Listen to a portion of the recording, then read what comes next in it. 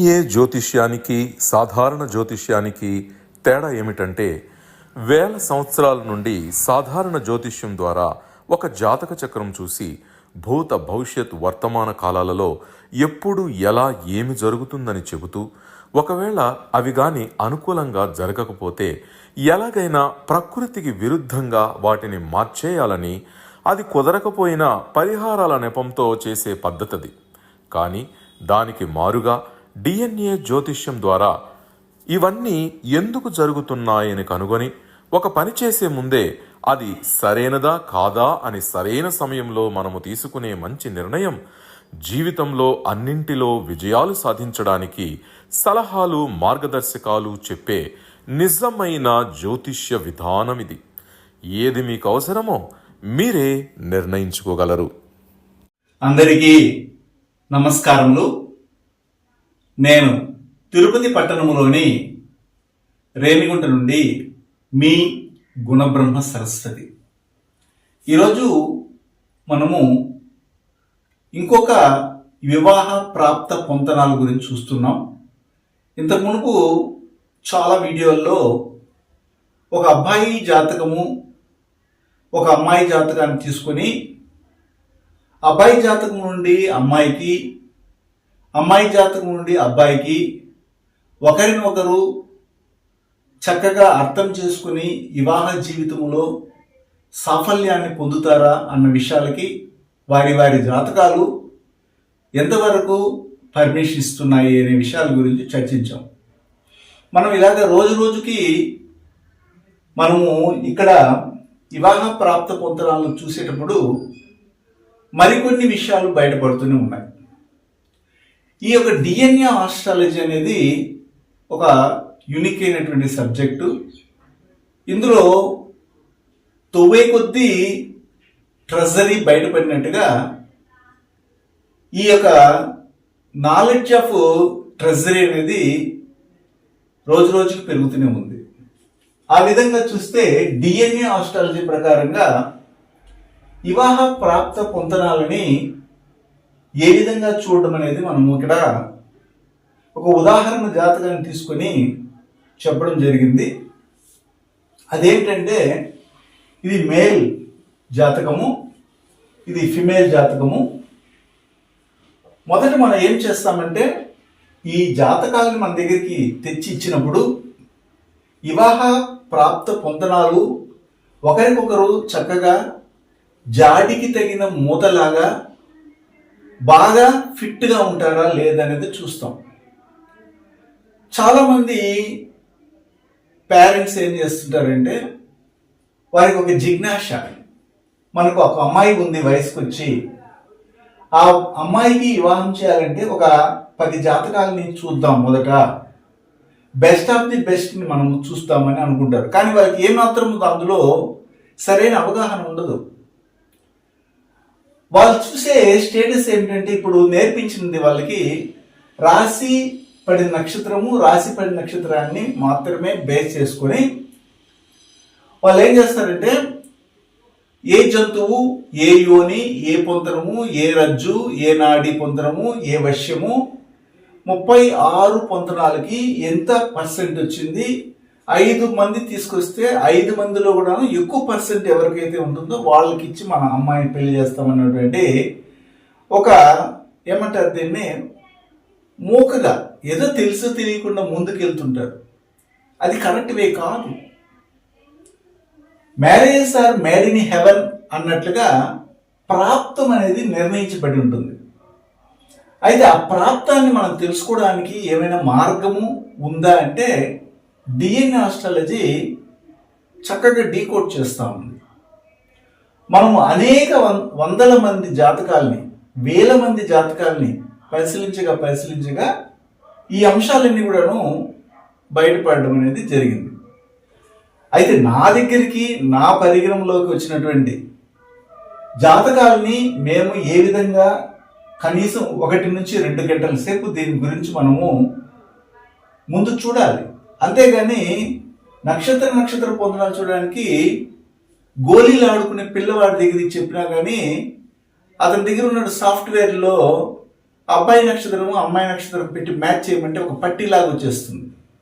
ఆ పట్టిని చూసి ఈ జంతువు, ఈ యోని, ఈ యొక్క జలచరము, ఈ చతుష్పాదము, కాబట్టి క్షత్రియుడా, వైశ్యుడా, మనుష్యుడా, దేవత, ఇలాంటివన్నీ వచ్చేస్తాయి. తర్వాత నాడీ పొందడానికి 7కి 7 ఉందా, 8కి 8 ఉందా, లేదా 5కి ఎన్ని పాయింట్లు, ఇట్లాగన్నీ చెప్పేసి గుడ్డిగా బ్లైండ్గా వెళ్ళిపోతున్నారు. అది కరెక్ట్ వే కాదు. అయితే మేము దీని గురించి చాలా ఎక్కువ టైం తీసుకొని మనల్ని నమ్మి వచ్చినటువంటి వారికి న్యాయం చేయాలి. మనం ఒక్కసారి ఇచ్చే నిర్ణయం వారి యొక్క జీవితాన్ని నిర్ణయిస్తుంది అనే ఉద్దేశంతో నేను ప్రాకులాడతాను. అది తెలియనటువంటి కొంతమంది జ్ఞానులు ఏంటండి వివాహ పొందనాలు చూడడం సింపుల్ కదా అంటుంటారు. అంత సింపుల్ ఏం కాదు. తల్లిదండ్రుల దగ్గర 20 నుండి 25 సంవత్సరాల వరకు పెరిగినటువంటి బిడ్డలు ఆ తర్వాత తెలియనటువంటి వారితో వివాహ జీవితాన్ని 75 సంవత్సరాలు పంచుకోవాలి. అలాంటప్పుడు మనం ఎంతవరకు జాగ్రత్త తీసుకోవాలో అంత జాగ్రత్తలు తీసుకుని వెళ్ళాలి ముందుకి. అయితే మీరేమన్నా దేవుడా మీరు నిర్ణయించడానికి అన్నటువంటి వాళ్ళు కూడా ఉన్నారు, తప్పిదములు చేసేది వచ్చి నేను చెప్పింది వినకుండా. మేము దేవుళ్ళు మేము కాము.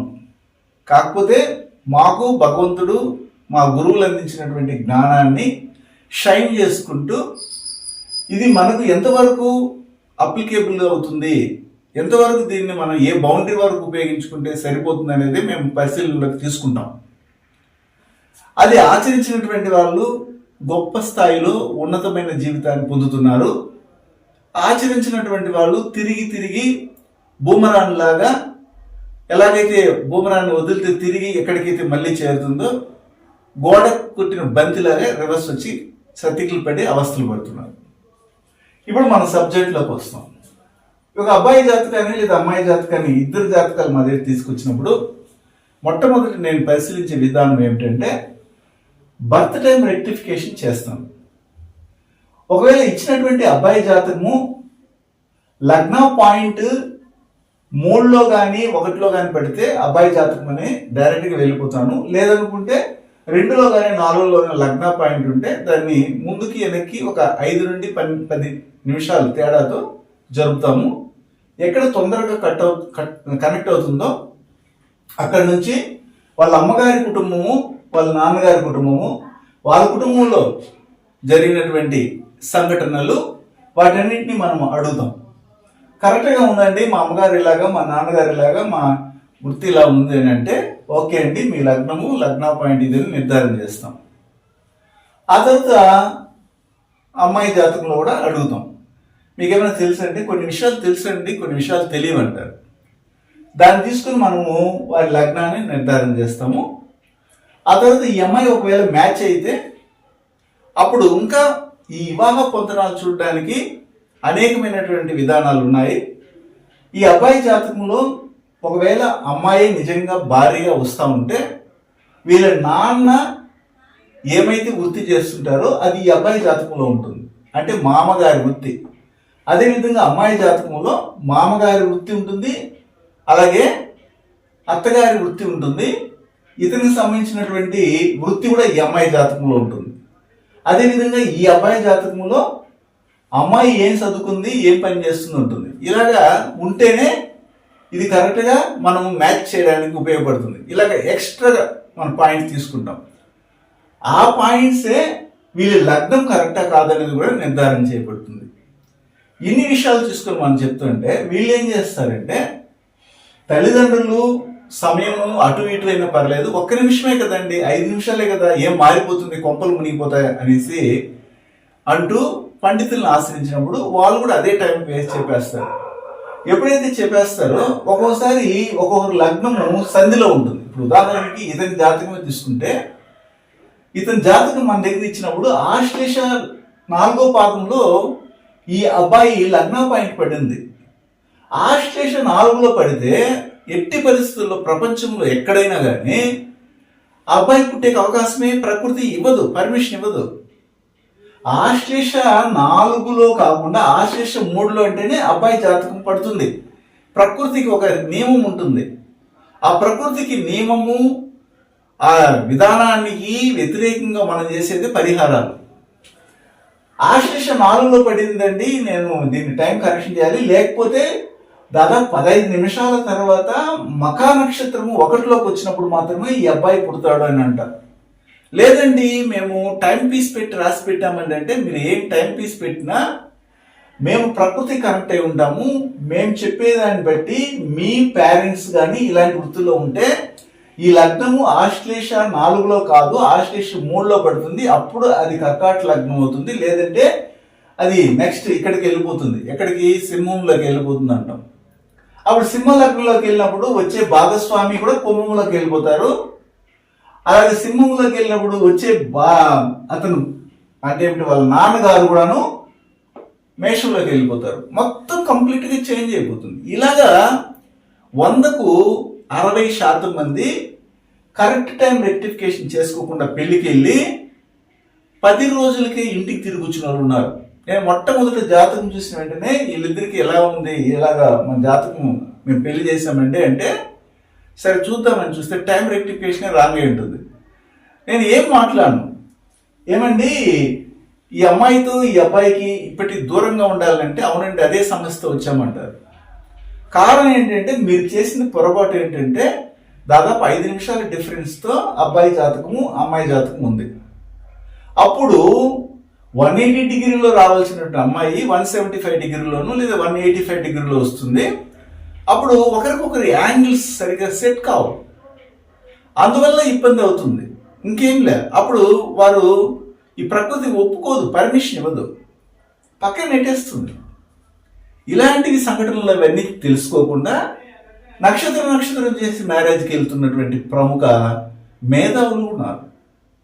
ఇప్పుడు మనం ఏం చేస్తామంటే రాశిపడి నక్షత్రము లగ్న పాయింట్ నక్షత్రాన్ని మనం బేస్ చేసుకొని చూస్తాం. అబ్బాయి జాతకంలో రాశిపడి నక్షత్రము పునరుషు నక్షత్రము 2వ పాదంలో పడింది. ఈ అబ్బాయికి మొదటి వివాహం ఎవరితో చేయాలనేది నేను చెప్తాను, మీరు చక్కగా గమనిస్తూ వినాలి.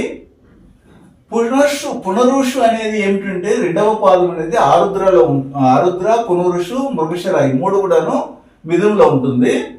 అయితే పునరుషు 2వ పాదం అనేది మిథునంలో ఉంటుంది కాబట్టి అక్కడి నుంచి 180 డిగ్రీలు కనెక్ట్ చేసేది ఏమిటంటే ధనుసు. అయితే మిథునంలో పుట్టాడు కాబట్టి ధనుసులో ఉన్న వారిని వివాహం చేయకూడదు. అయితే ఎవరితో వివాహం చేస్తే ఇతని జీవితం బాగుంటుంది అనేది మనం చూడాలి.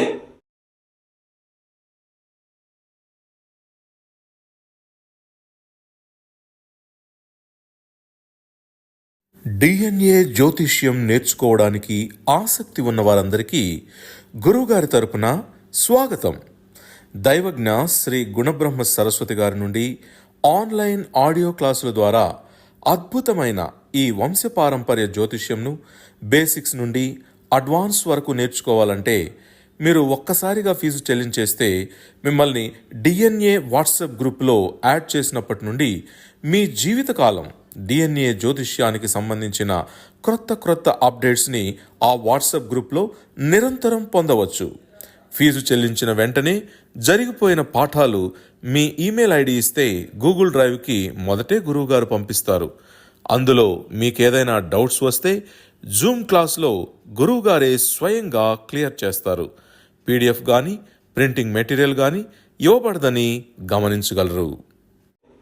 అలా చూసినప్పుడు ఇక్కడ మెయిన్గా హస్త మృగశిర ఉత్తరాషాఢ నక్షత్రాలు వారితో వివాహం చేస్తే బెస్ట్ అయినటువంటి జీవితము ఏర్పడుతుంది. హస్త మృగశిర ఉత్తరాషాఢ, దాంతోపాటు రోహిణి ఉత్తర పూర్వాషాఢ అంటే 2 కర్మ రిజిస్ట్రీలు, గురు కర్మ రిజిస్ట్రీ మరియు బుధ కర్మ రిజిస్ట్రీ వారితో వివాహం చేయాలి. బాగా వినండి. తర్వాత దీన్ని 1-4 సార్లు తిప్పి ముందుకి వెనక్కి వెళ్తే మీకు అర్థమవుతుంది. నేను ఇక్కడ ఏమి రాయటం లేదు, జస్ట్ చెప్పేస్తాను. ఏంటంటే పునరుషు నక్షత్రము 2వ పాదము 180 డిగ్రీల్లో ఇక్కడ కనెక్ట్ అవుతుంది ధనుసులో. అది ఎక్కడ కనెక్ట్ అవుతుందంటే పునరుషు 2వ పాదం అంటే 1-2 పాదాలు తీసుకున్నాం ఉదాహరణకి, లేదా 1-2-3 పాదాలు కూడా ఉంటాయి అందులో. ఇది పూర్వాషాఢం టచ్ చేస్తుంది, ఉత్తరాషాఢం టచ్ చేస్తుంది కాబట్టి గురుకర్మ అండ్ బుధకర్మ ఉంటుంది. అవి 6 నక్షత్రాలు. హస్త, మృగశిర, ఉత్తరాషాఢ, రోహిణి, ఉత్తర, పూర్వాషాఢతో కనెక్ట్ అవుతాయి. ఇప్పుడు ఈ 6 నక్షత్రాలతో ఈ అమ్మాయి రాశి పడిన నక్షత్రం కానీ, లగ్నా పాయింట్ పడిన నక్షత్రం కానీ, లగ్నాధిపతి పడిన నక్షత్రం ఉందా అనేది చెక్ చేయాలి. మొట్టమొదటి అది నేను చూస్తాను. అప్పుడు ఈ అమ్మాయి రాశి పడిన నక్షత్రం ఏమిటంటే చంద్రుడు కూర్చున్న నక్షత్రము చిత్త. లగ్నా పాయింట్ కూడాను చిత్తానే. శుక్ర కర్మ. నేను చెప్పిన బుధ కర్మ లేదు, మరి గురు కర్మ లేదు. ఇక్కడికి ఒకటైంది. సరే, లగ్న పాయింట్ అదే మరి రాశిపడి నక్షత్రం. లగ్నాధిపతి శుక్రుడు ఎక్కడ కూర్చున్నారు చూద్దాం. శుక్రుడు వెళ్ళి పూర్వాషాఢ నక్షత్రంలో కూర్చున్నారు.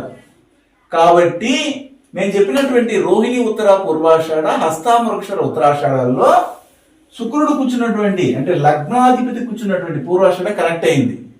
కాబట్టి ఇక్కడ మనము మార్క్ ఇచ్చాం. ఓకే, ఒక పాయింట్ కనెక్ట్ అయింది అని అడిగి అయిపోయింది. ఇప్పుడు నెక్స్ట్ అదే విధంగా ఈ యొక్క హస్త, మృగశిర, ఉత్తరాషాఢ మరియు రోహిణి, ఉత్తర, పూర్వాషాఢ నక్షత్రాలు గురుకర్మ మరియు బుధ కర్మను కలిగినవి. కాబట్టి ఏ రాశి ఏ లగ్నం ఉండాలి అమ్మాయిది అనేది చూడాలి. మేషరాశి కానీ, వృషభ రాశి కానీ, సింహరాశి కానీ, కర్కాటక రాశి కానీ ఉండాలి, లేదా లగ్నమైన ఉండాలి. మళ్ళీ చెప్తున్నాను, మేషరాశి మేష లగ్నము, వృషభ రాశి వృషభ లగ్నము, సింహరాశి సింహ లగ్నము, కర్కాటక రాశి కర్కాటక లగ్నం ఉండాలి. ఇందులో ఏమైనా ఉందా చూస్తే ఏమీ లేదు. ఒక తులారాశి తులా లగ్నం మాత్రమే కనెక్ట్ అయింది. కాబట్టి ఇక్కడ రాశి పరంగా కనెక్షన్ కాలేదు. కాబట్టి ఇక్కడ అది ఫెయిల్ అయింది. రెండో విషయం ఫెయిల్ అయింది. ఫస్ట్ విషయం అయితే ఒకటి తగులుకున్నది. మూడో విషయం చెప్తాం. ఒకవేళ లగ్నాధిపతి వెళ్ళి మేషములో కానీ, వృషభములో కానీ, సింహములో కానీ, కర్కాటకములో కానీ ఉన్నారా చూద్దాం. ఈమె లగ్నాధిపతి ఎవరు? శుక్రుడు. శుక్రుడు వెళ్ళి ఎక్కడున్నారు? ధనుస్సులో ఉన్నారు. ఇది గుర్తుపెట్టుకోండి. కాబట్టి ఇది ఇక్కడ కనెక్ట్ కాలేదు. ఇది కూడా మనం చెప్పింది ఏంటి? మేషము, వృషభము, కర్కాటకము, సింహములో ఉండాలి. అది కూడా కనెక్ట్ కాదు. ఇలాగ మనం చెక్ చేసి ఇది కనెక్ట్ అవుతుందా లేదనేది చెప్పాలి. అంతేగాని నక్షత్రము పునరుషు నక్షత్రము తర్వాత వచ్చి అమ్మాయి చిత్తా నక్షత్రము వివాహం చేయొచ్చా అని క్వశ్చన్ చేస్తుంటారు. ఈ ఏమి నాలెడ్జో అర్థమే కాలేదు నాకు. అది 4 రోజులు కూడా నిలబడదు ఆ జీవితం. ఎంతోమంది అలాగ అవస్థలు పడుతున్నారు. అక్కడికి అయిన తర్వాత మళ్ళీ ఇంకొక పాయింట్ కూడా చూద్దాం. లగ్నములోనే సూర్యుడు కానీ, చంద్రుడు కానీ, కుజుడు ఉన్నారా చూడాలి. లేదా లగ్నాధిపతి వెళ్ళి సూర్యునితో కానీ, కుజునితో కానీ, చంద్రునితో కలిసి ఉన్నారా చూడాలి.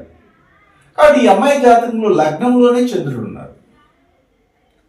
లగ్నంలోని చంద్రుడు ఇక్కడ ఒక పాయింట్ కనెక్ట్ అయింది. ఎన్ని పాయింట్లు కనెక్ట్ అవుతుంది, ఎన్ని పాయింట్లు కనెక్ట్ కాలేదు, లాస్ట్లో మనం ఫైనల్ చేసి ఇది వివాహానికి వెళ్ళొచ్చా వెళ్ళకూడదు అనేది మళ్ళీ మనం డిసైడ్ చేస్తాం. ఓకేనా? ఇప్పుడు ఈ విషయం అయిన తర్వాత 1, 2, 4, 5 కాంబినేషన్ ఏమైనా అమ్మాయి జాతకంలో ఉందా చూడాలి. 1, 2, 4, 5 కాంబినేషన్ అంటే లగ్నాధిపతి వెళ్ళి 4వ భావంలో ఉండడము, లేదా 4వ భావాధిపతితో కలిసి ఉండడం, ఇది ఒకటి. లేదా 4వ భావాధిపతి యొక్క దృష్టి లగ్నం మీద ఏమైనా ఉందంటే అది ఉంది. శని 10వ దృష్టితో లగ్నాన్ని చూస్తున్నారు. ఇక్కడికి అయింది. అలాగే 1, 2, 4, 5 కాంబినేషన్. ఈ శ్రవణ నక్షత్రం అనేది ఏమిటంటే 10వ భావాధిపతి యొక్క నక్షత్ర చార.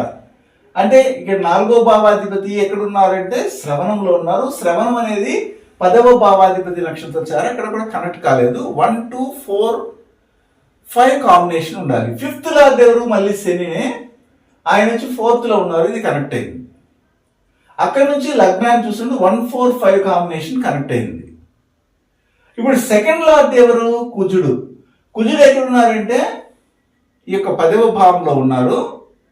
ఆ 10వ భావంలో ఉన్నటువంటి కుజుడు తన యొక్క 4వ దృష్టి మళ్ళీ లగ్నాన్ని చూస్తున్నాడు. కాబట్టి ఇక్కడ 1, 2, 4, 5 కాంబినేషన్ అయితే కనెక్ట్ అయింది పక్కాగా అనేది మనం నిర్ధారణ చేస్తాం. ఇది ఒక క్లియరెన్స్ అయిపోయింది. అప్పుడు వీళ్ళ కుటుంబంలో, ఈ అబ్బాయికి రాబోయే భార్య యొక్క కుటుంబంలో టీచింగ్ ఫీల్డ్లో ఉన్నవారు ఉన్నారా? బ్యాంకులో పనిచేసే వాళ్ళు ఉన్నారా? లేదా బంగారం వ్యాపారం చేసే వాళ్ళు ఉన్నారా? ఫినాన్స్ డిపార్ట్మెంట్లో ఉన్నారా? సచివాలయంలో పనిచేస్తున్నారా?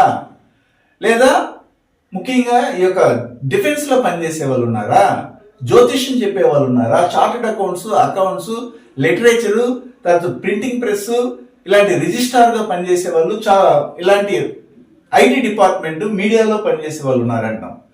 అవునండి ఉన్నారు అంటే అది కనెక్ట్ అయింది వాళ్ళు చూసుకోండి. ఏంటంటే ఈ అమ్మాయి, రాబోయే అమ్మాయి యొక్క బ్యాక్గ్రౌండ్, ఫ్యామిలీ బ్యాక్గ్రౌండ్ చెప్తాం. ఇన్ని విషయాల్ని మనం క్రోడీకరించి చెప్తూ రికార్డ్ చేసుకోండి అంటాం. ఆ రికార్డ్ చేసుకుని తీసుకెళ్లి బుక్ లో రాసుకుని అంటాం. మాకు పీడిఎఫ్ కావాలండి, మీ చార్ట్ పంపించండి అంటారు. మా చార్ట్ మీకు అర్థం కాదు, ఇక్కడ వేసే చార్ట్ మీకు అర్థమయ్యేదానికి వేసారు. కానీ మేము చూసే చార్ట్ ఏమిటంటే డిఎన్ఏ ఆస్ట్రాలజీ సాఫ్ట్వేర్.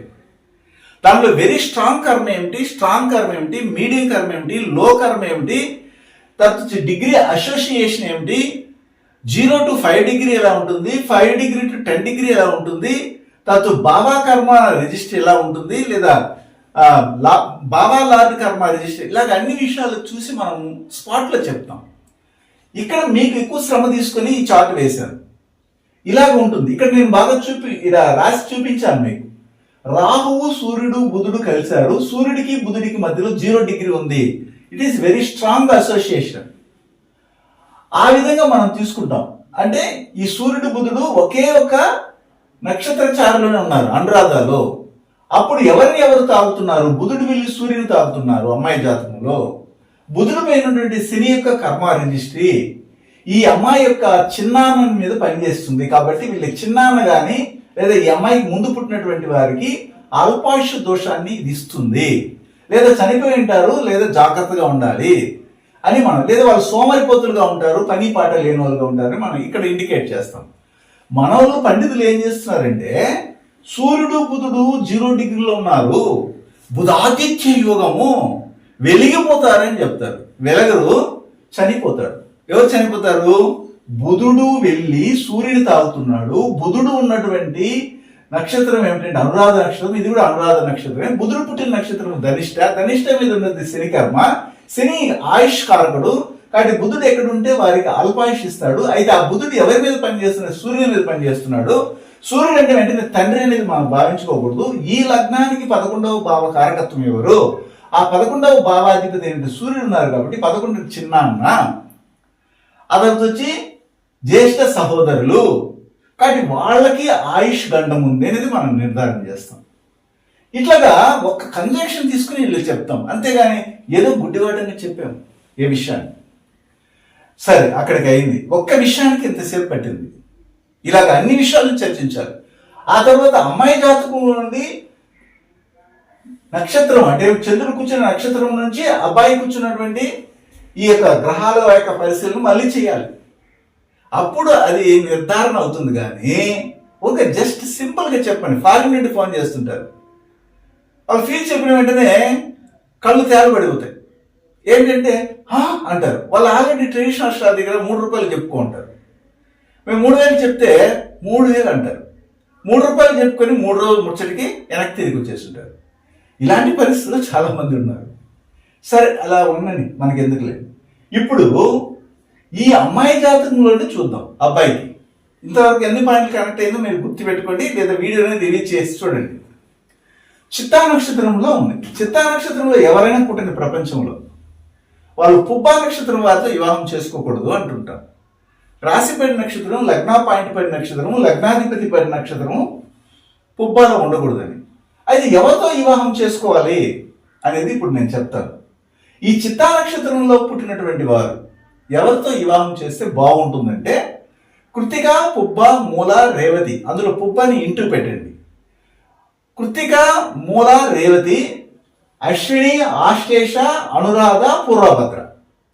ఈ నక్షత్రాల వారితో వివాహం చేసుకుంటే బ్రహ్మాండంగా ఉంటుంది. గురువు గారి నుండి డిఎన్ఏ ఆస్ట్రాలజీ ప్రకారంగా మీ జాతక పరిశీలన చేయించుకుని సలహాలు, మార్గదర్శకాలను పొందాలంటే మా త్రిశక్తి డిఎన్ఏ ఆస్ట్రాలజీ యూట్యూబ్ ఛానల్లో మరిన్ని వీడియోలు చూసి ఒక అవగాహనకు వచ్చాక మీకు ఉపయోగపడుతుందనిపిస్తేనే ఫోన్ ద్వారా కానీ లేదా డైరెక్ట్గా కానీ అపాయింట్మెంట్ కొరకు సంప్రదించగలరు. ఇప్పుడు నేను చెప్పినటువంటి ఈ 6 నక్షత్రాల వారు ఇక్కడ ఈ అబ్బాయితో కనెక్ట్ అవుతుందో చూద్దాం. ఈ అబ్బాయి రాశిపడిన నక్షత్రం ఏమిటి? పునరుష నక్షత్రం. అది నేను చెప్పిన దాంట్లో లేదు. సరే, లగ్న పాయింట్ పైన నక్షత్రం ఆశ్లేష ఉంది. ఇక్కడ ఒకటి కనెక్ట్ అయ్యి ఇలాగ మనం కనెక్ట్ చేస్తాం. ఆ తదుపరి రెండోది ఏమిటంటే మీనరాశి కానీ మీనలగ్నం కానీ కుంభరాశి కానీ కుంభలగ్నంగా ఉండాలి. అది ఏమైనా ఉందంటే మీనరాశి లేదు, కుంభలగ్నం లేదు, కుంభరాశి లేదు. ఒకవేళ లగ్నాధిపతి అబ్బాయి జాతకంలో కుంభంలో కానీ మీనంలో అని కూర్చోన్నారంటే అది లేదు. ఎక్కడ కూర్చోన్నారంటే ఈ యొక్క మిథునంలో కూర్చున్నారు కాబట్టి కనెక్ట్ కాలేదు. నెక్స్ట్ మూడో పాయింట్కి వెళ్తాం. లగ్నములోనే బాగా గమనించాలి, లగ్నములోనే శని అనే గ్రహం ఉండడం, లేదా లగ్నములోనే కేతు అనే గ్రహం ఉండడం, లేదా లగ్నాధిపతి వెళ్ళి శనితో కానీ కేతువుతో కానీ కలిసి లగ్నాధిపతి ఎవరు? చంద్రుడు ఒకడే ఉన్నాడు. ఇక్కడ కూడా కనెక్ట్ కాలేదు. అయితే బాగా సంబంధం ఏమిటి అనేది చూసినట్లయితే 1, 11, 12 కాంబినేషన్, 1, 11, 12 కాంబినేషన్ ఉండాలి. అప్పుడు లగ్నాధిపతి వెళ్ళి 11లో కానీ 12లో ఉండాలి. ఇక్కడ కనెక్ట్ అయ్యింది. ఇక్కడ మనం ఒక పాయింట్ తీసుకుంటాం, అక్కడికి క్లియర్. అయితే వీళ్ళ కుటుంబం ఎలా ఉంటుంది? ఈ అమ్మాయికి వచ్చే భాగస్వామిక కుటుంబం ఎలా ఉంటుందంటే మెడిసిన్ ఫీల్డ్లో ఉన్నటువంటి వాళ్ళు, అడ్మినిస్ట్రేషన్లో ఉన్నవారు, తండ్రి వృత్తిని చేస్తున్న వాళ్ళు, పొలిటీషియన్గా ఉన్నవారు ఉండడానికి అవకాశం ఉంటుంది. దాంతో పాటు రెవెన్యూ డిపార్ట్మెంట్లో పనిచేసే వాళ్ళు, రియల్ ఎస్టేట్, కన్స్ట్రక్షన్ ఫీల్డ్లో పనిచేసే వాళ్ళు, పోలీస్ డిపార్ట్మెంట్, మిలిటరీ, ఆర్మీలో పనిచేసే వాళ్ళు, వ్యవసాయం చేసేవాళ్ళు, గృహోపకరణ సంబంధమైన వృత్తుల్లో ఉన్నటువంటి వాళ్ళు ఉంటారు. స్పోర్ట్స్, సంగీతము, తర్వాత వచ్చి మార్షల్ ఆర్ట్స్ ఇలాంటి వాటిలో ఇంట్రెస్ట్ ఉన్న వాళ్ళు ఉంటారు అని మనం చెప్తాం. అవన్నీ ఉన్నాయా లేదా చెక్ చేసుకుంటాం. ఇది రెండైనాయి. నెక్స్ట్ లగ్న పాయింట్ నుండి ఈ అమ్మాయి జాతకం చూడాలి. లగ్న పాయింట్ ఏమిటి? ఆశ్లేష నక్షత్రంలో పడింది. ఈ ఆశ్లేష నక్షత్రంలో పుట్టినటువంటి వాళ్ళు ఉత్తర పల్గుని నక్షత్రంలో పుట్టినటువంటి వారితో వివాహం చేసుకోకూడదు అంటుంటాం. రాశి పరి నక్షత్రం కానీ, లగ్న పాయింట్ పరి నక్షత్రం కానీ, లగ్నాధిపతి పరి నక్షత్రం కానీ ఆశ్లేషలో పుట్టినటువంటి వారికి ఉత్తర పల్గుని పనికిరాదని చెప్తాం. అయితే ఎవరితో వివాహం చేసుకుంటే బాగుంటుంది అనేది మనం డిసైడ్ చేస్తాం. అప్పుడు ధనిష్ట, స్వాతి, పునరుషు నక్షత్రాల వారితో చేసుకోవచ్చు. దాంతోపాటు ఆరుద్ర, చిత్త, శ్రవణ నక్షత్రాల వారితో చేసుకోవచ్చు. అయితే ఇక్కడ చూడండి, చిత్తా నక్షత్రము ఈ అమ్మాయి జాతకంలో కనెక్ట్ అయింది. అలా తీసుకుందాం. ఓకే. అయితే దాంతోపాటు రాశి ఏమిటి, లగ్నం ఏమిటి అనేది మనం చూసినట్లయితే తులారాశి కానీ, తులాలగ్నం కానీ, ఇక్కడ తులారాశి వచ్చింది, తులాలగ్నం వచ్చింది, ఇది మనకు పనికిరాదు. కన్యారాశి కానీ ఉంటే సెట్ అయి ఉంటుంది. కన్యారాశి, కన్యాలగ్నం ఒకటి. రెండోది ఏమిటంటే ఇక్కడ ముఖ్యంగా మిథున రాశి, మిథున లగ్నం, కన్యారాశి, కన్యాలగ్నం, మిథున రాశి, మిథున లగ్నం అయితే బాగా కుదురుతుంది అమ్మాయి జాతకాన్ని. కానీ ఇక్కడ కనెక్ట్ అయింది చిత్తా మాత్రమే కనెక్ట్ అయింది కాబట్టి ఇక్కడ కనెక్ట్ కాలేదు. అయితే కాంబినేషన్ ఏమిటి, ఏమైనా ఉందని చూసినట్లయితే 1, 3, 6 కాంబినేషన్ ఉండాలి. లగ్నాధిపతి వెళ్ళి 3లో కూర్చోన్నారు. అలాగే 6వ భావాధిపతి సంబంధము లగ్నానికి కానీ ఉండాలి. 6వ భావాధిపతి ఎవరు? గురువు ఎక్కడ ఉన్నారు మనకి ఈ జాతకంలో చూడాలి. గురువు ఇక్కడ 12వ భావంలో ఉన్నారు. ఏ నక్షత్రంలో ఉన్నారు? హస్త నక్షత్రంలో ఉన్నారు. ఈ హస్త నక్షత్రం అనేది చంద్రుని అదే నక్షత్రం, 10వ భావాధిపతి నక్షత్రం. దాని దృష్టి కానీ లేకపోతే చార్లో కానీ లేదు కాబట్టి అక్కడ ఒక పాయింట్ కనెక్ట్ అయింది. అది లగ్నాధిపతి 1, 3 కనెక్టివిటీ అయితే ఉంది. 6వ భావాధిపతి సంబంధం అయితే కనపడలేదు. కాబట్టి లగ్నాధిపతి వెళ్ళి 3వ భావంలో కూర్చున్నారంటే 6వ భావాధిపతి యొక్క ఇంట్లోనే ఉన్నారు. అయితే దాని యొక్క నక్షత్ర చార ఏమిటి? శుక్రుని యొక్క నక్షత్ర చార. అది లగ్నాధిపతి మరి 8వ భావాధిపతి నక్షత్ర చార కాబట్టి మళ్ళీ 1, 3, 3, 1 కనెక్ట్ అయింది. ఇలాగ తీసుకుని ఆ తర్వాత వాళ్ళ కుటుంబ పరంపరను మనం చూసినట్లయితే మెయిన్గా ఏమేమి కనెక్ట్ అవుతుందంటే హెవీ మిషన్ దగ్గర పనిచేసే వాళ్ళు, లాయర్లుగా ఉన్న వాళ్ళు, ఆర్కాలజీ డిపార్ట్మెంట్లో పనిచేసే వాళ్ళు, మైనింగ్ డిపార్ట్మెంట్లో పనిచేసే వాళ్ళు, వంట నూనె, గ్యాస్, పెట్రోలియం ఇలాంటి వాటిలో ఇంట్రెస్ట్ ఉన్న వాళ్ళు, లాయర్లుగా ఉన్నటువంటి వాళ్ళు, గ్రాఫిక్స్, తర్వాత వచ్చి యానిమేషను, విజువల్ టెక్నాలజీ, మీడియా అంటే మల్టీమీడియా, మరియు టీవీ, కెమెరా, ఫోటోగ్రఫీ ఇలాంటి వాటిలో ఇంట్రెస్ట్ వాళ్ళు టెక్స్టైల్ బిజినెస్ చేసినటువంటి వాళ్ళుగా ఉన్నటువంటి కుటుంబం నుండి ఇతనికి మ్యారేజ్ చేసుకుంటే బాగుంటుంది అని చెప్తాం. అది వాళ్ళు చెక్ చేసుకోవాలి. ఇప్పుడు ఈ అమ్మాయి లగ్నంలో నుండి మనము చిత్త అనేది రాశిపడి నక్షత్రం, లగ్న పాయింట్ పడి నక్షత్రం కానీ ఒకేసారి చూసేసాం. అది అరుదుగా పడుతుంటుంది లగ్న పాయింట్ మరియు రాశిపడి నక్షత్రం. కాబట్టి ఒకే ఆప్షన్ మనం తీసుకున్నాం. అయితే ఈ అబ్బాయికి 2 ఆప్షన్లో ఉన్నటువంటి అమ్మాయితో అయితే సెట్ చేస్తే బాగుంటుంది అని చెప్తాం. కాబట్టి ఇప్పుడు ఈ మొత్తం మీద బేజ్ మళ్ళీ వేస్తాం. వేసినప్పుడు పెద్దగా అది వర్కౌట్ కావట్లేదు. కాబట్టి ఈ వివాహం వరకు వెళ్ళిన తదుపరి కాలంలో వీరు మళ్ళీ కలిసి జీవితాన్ని పంచుకోలేరు. కాబట్టి దయచేసి మీకు వాళ్ళకి ఎంత అండర్స్టాండింగ్ ఉన్నా, సర్దుకుపోయే గుణం మాకుందన్నా వద్దు అంటాం.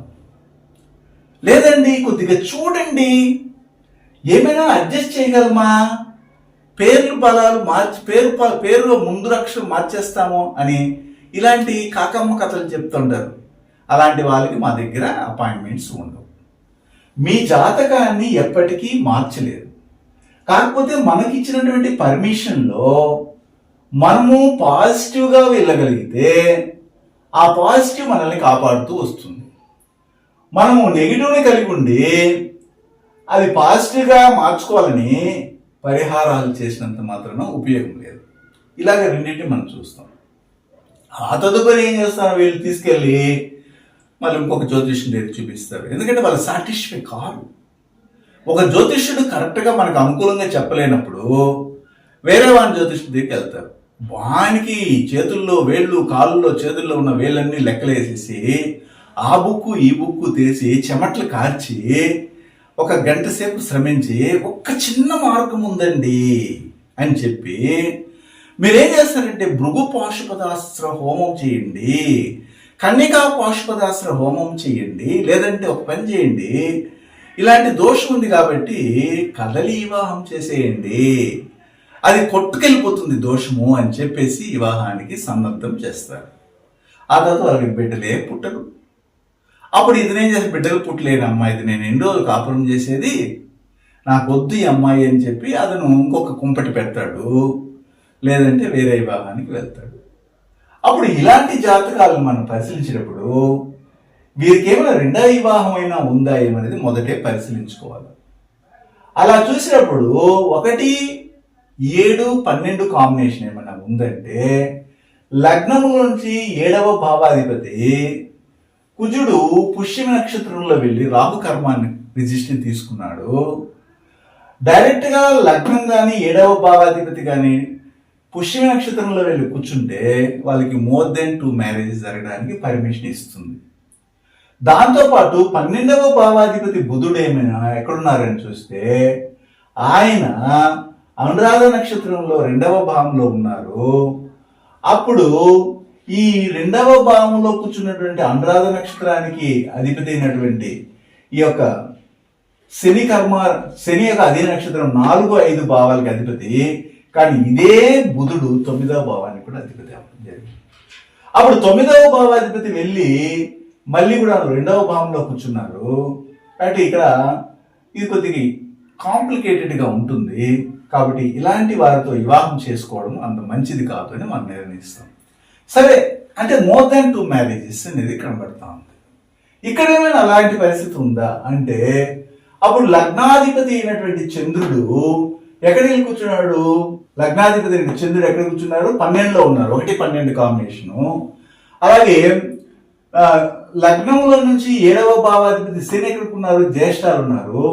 జ్యేష్ఠ అనేది 12 మరియు 3వ భావానికి ఆధిపత్యం వహించే బుధుని యొక్క అధీన నక్షత్రము. ఇక్కడ కూడా బ్రహ్మాండంగా 1, 7, 12 కాంబినేషను అమితంగా ఉంది. అప్పుడు వీళ్ళిద్దరికి పెళ్లి చేసిన వీళ్ళిద్దరూ మళ్ళీ కూడా ఈ అమ్మాయికి మోర్ దాన్ 2 మ్యారేజెస్, ఇతనికి మోర్ దాన్ 1 మ్యారేజ్ కంపల్సరీ జరుగుతుంది, వివాహానికి వెళ్ళకండి అని చెప్పి వెంటనే ఒక క్వశ్చన్ వేస్తారు, ఏమండి జాతక చక్రములు ఇలాగ ఉంది కదా, నవాంశలో ఏమైనా వేరే విధంగా ఉంటుందంటే నవాంశం మనం చూడాల్సిన అవసరం ఇక్కడ లేదు. 99% ఇక్కడే అంతా కనబడిపోతుంది మన ముఖంలోనే. మళ్ళీ ముఖాన్ని ఓపెన్ చేసి లోపల ఏముంది, ఈ రంధ్రం ఉంది కదా, రంధ్రం ఏడవరికిపోతుంది అనేది చెక్ చేయాల్సిన అవసరం లేదు. ఇక్కడే వంకర పోయినప్పుడు అక్కడ ఇంకెట్లుంటుందో చూసుకోవాలి. కానీ కొంతమంది జ్ఞానులు ఏం చేస్తారంటే, ఇక్కడ 7వ భావాధిపతి అయినటువంటి శని ముఖ్యంగా ఎక్కడున్నారు, జ్యేష్ఠ నక్షత్రంలో ఉన్నారు. ఒకవేళ జ్యేష్ఠ అనేది 12 మరియు 3వ భావాధిపతి నక్షత్రచార, ఒకవేళ శని అక్కడ లేకుండా తులలో ఉండి ఉచ్చ పొంది ఉంటే, అంటే అప్పుడు ఏమవుతుందంటే 7వ భావాధిపతి ఎవరికైతే ఉచ్చ పొందుతుందో వారందరూ కూడా వచ్చే భాగస్వామితో టార్చర్ పొందుతారు. హింస, పొసెసివ్నెస్గా ఉంటుంది. కావాలంటే మీరు వీడియో చూస్తారు కదా, చాలా మందికి డైరెక్ట్గా ఇక్కడే నవాంశలో కూడా చూడాల్సిన అవసరం లేదు, డైరెక్ట్గా 7వ భావాధిపతి ఉచ్చ పొందిపోయి ఉంటుంది. వాళ్ళకి టార్చర్ చూడండి. భార్య లేదా భర్త ఏం చెప్తే అది వినాలి. పొసెసివ్, ఏ బట్టలు ఏమంటే ఆ బట్టలు వేసుకోవాలి, ఈ రంగు బట్టలు వేసుకుంటే ఈ రంగు బట్టలు వేసుకోవాలి. అలా కాకపోతే వారికి రాత్రికి అన్నం మీద పెట్టరు, పోయి ముడుచుకొని పడుకునేస్తారు. వీళ్ళే వండుకొని వీళ్ళే తినాల్సిన పరిస్థితి ఆ జాతకం మనకి క్రియేట్ చేస్తుంది. శుభం.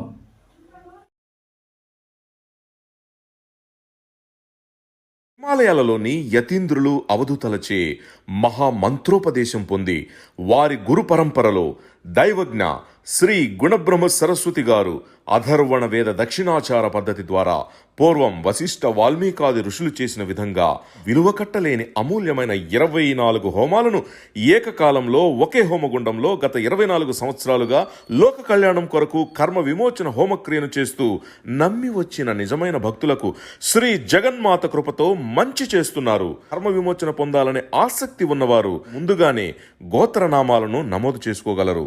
అడ్రస్ శ్రీ త్రిశక్తి పూజా మందిర్, తిరుపతి దగ్గర, రేణిగుంట, ఆంధ్రప్రదేశ్.